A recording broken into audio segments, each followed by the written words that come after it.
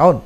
ఈ రోజు ముఖ్యమంత్రి గారు కుర్చీలు చేతులు చొక్కాలు మడతలు పెట్టే సమయం ఆసన్నమైంది అని చెప్పి కార్యకర్తలకు పిలిపించారు.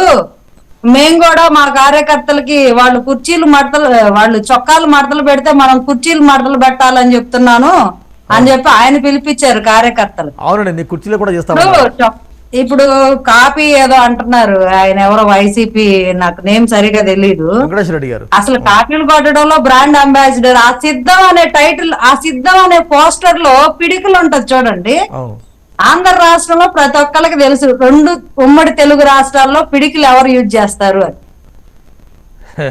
ఆ టైటిల్ లోనే మీరు కాపీ చేసుకున్నారు మా సింబల్ ని. కమ్యూనిస్టులు యూజ్ చేస్తారండి. కమ్యూనిస్టులు ఒకప్పుడు వాడారు కానీ, వినండి, కమ్యూనిస్టులు వాడారు, అది కమ్యూనిస్టులదే. కానీ ఎక్కువ పాపులర్ అయింది జనసేన అని వాడడం వల్లే. కమ్యూనిస్టులు వాడారు ఎవరో తెలీదు, ఆ సుత్తి కోటోలి ఆ పిడికిలి ఎవరు పెద్దగా తెలీదు. యూజ్ చేస్తున్నాయి.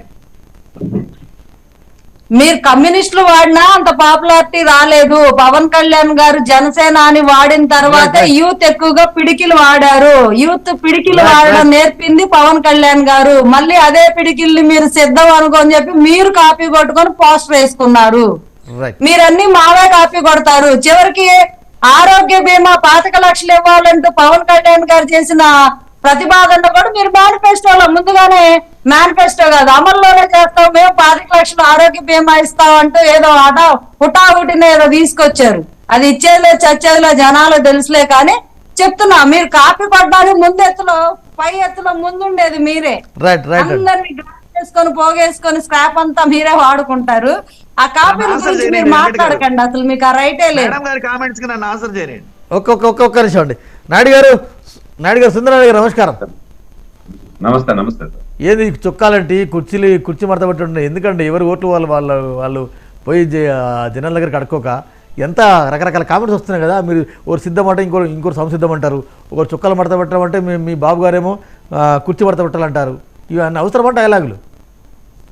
సార్, ముందుగా మీకు 99 ఛానల్ వీక్షిస్తున్నటువంటి ప్రేక్షక లోకానికి, అదేవిధంగా ప్యానెల్లో ఉన్న నాతోటి అందరికి కూడా, మిత్రులందరికి కూడా శుభోదయం తెలియజేసుకుంటూ, ఈరోజు ఒకటి సార్ మనం ఆలోచించాల్సింది, ఇప్పుడు చొక్కాయలు మడతలు పెట్టండి అంటే ఏమని అర్థం? చొక్కాయలు మడత పెట్టమంటే అంటే మీరు ఎదుటి మనిషిని ఇప్పుడు 4 సంవత్సరాల 9 నెలల్లో ఎదురుగా వచ్చిన వాళ్ళందరినీ కుమ్మేసినారు, మళ్ళా ఇప్పుడు చొక్కాయలు మడత పెట్టి ఎదురుగా వచ్చిన వాళ్ళందరినీ కుమ్మేయండి అనే కదా అర్థము. కాబట్టి మీరు మడత పెట్టమన్నామండి. పని చేయడానికి వినండి అన్న, మళ్ళీ చెప్తారు మీరు తీసుకుంటే మేమేం చేయలేము. కాబట్టి వాళ్ళు చొక్కాయలు మడత పెట్టమని చెప్పినారు. మేము చెప్పాము సీఎం కుర్చీని, అదే విధంగా మంత్రుల కుర్చీల్ని, ఆలీబాబా అరడజన్ దొంగలు ఉన్నారు కదా 151 మంది, ఈ 151 మంది దొంగల్ని కుర్చీల్ని మడత పెడితేనే ఈ రాష్ట్రం బాగుపడుతుంది, లేకపోతే ఈ రాష్ట్రం అధోగతి పాలైపోతుంది.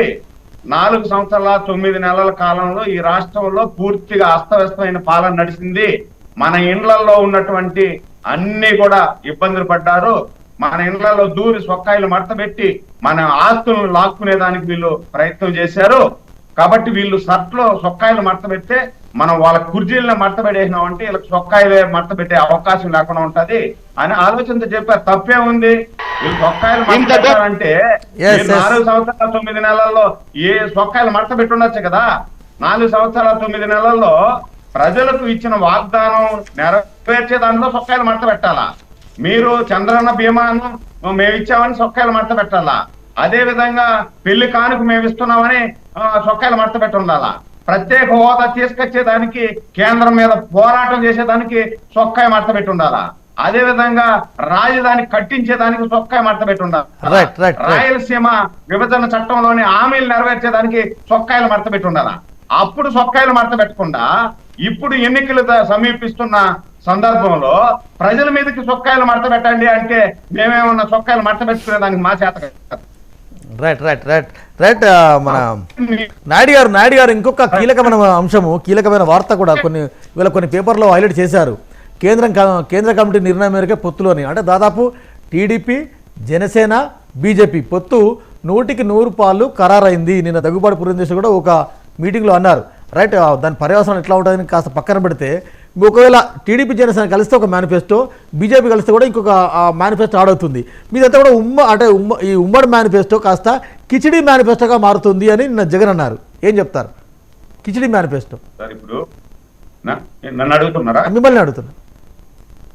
ఇప్పుడు ఆయన ఎన్ననుకున్నా అంతిమముగా ప్రజలకు మంచి జరిగేదానికి, ప్రజలకు మేలు చేసేదానికి మేము ముందుకెళ్తాం. కిచిడి అంటే ఏం సార్? కిచిడి అంటే చాలా ఆరోగ్యానికి మంచిది.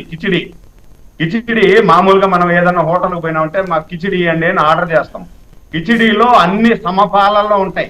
ఆరోగ్యానికి సంబంధించినటువంటి అన్ని కూడా సమపాలల్లో వేసి కిచిడిని తయారు చేస్తారు. కాబట్టి ఆ కిచిడిని తింటే ఏ విధంగా అయితే మనిషికి ఆరోగ్యం ఉంటుందో, అదే విధంగా మేనిఫెస్టో కూడా ఆయన భాషలో కిచిడి అయితే ప్రజలకు ఆరోగ్యకరమైనటువంటి మేనిఫెస్టో. అదే విధంగా ఆంధ్రప్రదేశ్ 5 కోట్ల మందిని ఆదుకునేదానికి ఒక ఏదైతే మనం మజ్జిగ